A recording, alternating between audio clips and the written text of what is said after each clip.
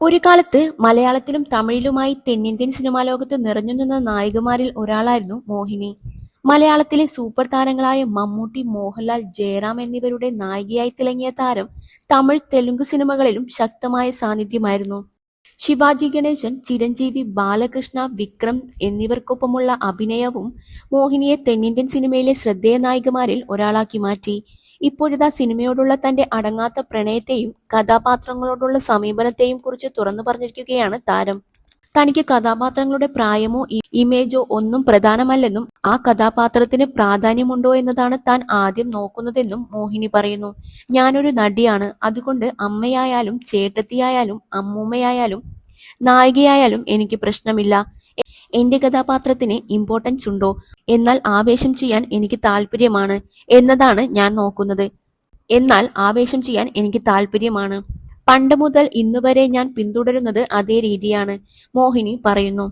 ഒരു അഭിനേത്രിയായി സിനിമയിൽ തുടർന്നുകൊണ്ടിരിക്കാനാണ് ഇപ്പോഴും ആഗ്രഹമെന്നും താരം വ്യക്തമാക്കി. സിനിമയിൽ നിന്ന് വിട്ടുനിൽക്കണമെന്ന് ഒരിക്കലും ചിന്തിച്ചിട്ടില്ലെന്നും തനിക്ക് ചേരുന്ന നല്ല കഥാപാത്രങ്ങൾ ലഭിച്ചാൽ അഭിനയരംഗത്ത് സജീവമായി തുടരുമെന്നും മോഹിനി പറഞ്ഞു. സിനിമാഭിനയം നിർത്തണമെന്നോ ഇനി സിനിമയിൽ തുടരേണ്ടതില്ലെന്നോ ഞാൻ ഒരിക്കലും ചിന്തിച്ചിട്ടില്ല. അങ്ങനെ ഞാൻ പറഞ്ഞിട്ടുമില്ല. എനിക്ക് അനുയോജ്യമായ നല്ല വേഷങ്ങൾ കിട്ടിയാൽ തീർച്ചയായും അഭിനയരംഗത്ത് തുടരണമെന്നാണ് എന്റെ ആഗ്രഹമെന്നും താരം വ്യക്തമാക്കി. തമിഴിൽ ഒരു പഴമൊഴി പറഞ്ഞുകൊണ്ടാണ് സിനിമയോടുള്ള തന്റെ ബന്ധം മോഹിനി വിശദീകരിച്ചത്. പാടിനവായും ആടിനകാലും ചുമ്മാ ഇരിക്കില്ല എന്ന ചൊല്ലു പറഞ്ഞ താരം ഒരിക്കൽ ഇഷ്ടത്തോടെ ചെയ്ത ഒരു ജോലി പിന്നീട് ഉപേക്ഷിക്കാൻ കഴിയില്ലെന്നും പറയുന്നു. നാടൻ കഥാപാത്രങ്ങളിലൂടെയും മോഡേൺ വേഷങ്ങളിലൂടെയും ഒരേപോലെ തിളങ്ങിയ നടിയായിരുന്നു മോഹിനി.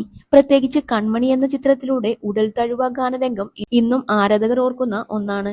അഭിനയത്തിലെ സ്വാഭാവികതയും സ്ക്രീൻ പ്രസൻസും കൊണ്ടാണ് മോഹിനി പ്രേക്ഷക ഹൃദയങ്ങളിൽ ഇടം നേടിയത്.